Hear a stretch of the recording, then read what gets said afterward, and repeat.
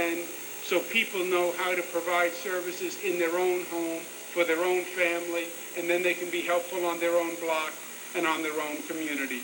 We have to totally harden our transit system. When we built the New York City transit system, we didn't envision floods that could fill the subway system.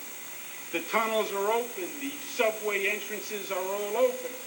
And in a situation like Sandy, that just created tremendous flooding. We now have to reimagine a subway system where you can close all those openings.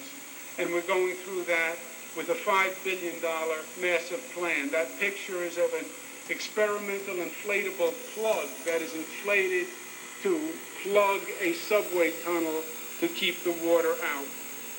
We will open a new spur for Metro-North Railroad to provide more resiliency and direct access to Penn Station, which will also at the same time build 4 new stations to bring transit options to the Bronx. That's bullshit. That's after the accident they're doing that.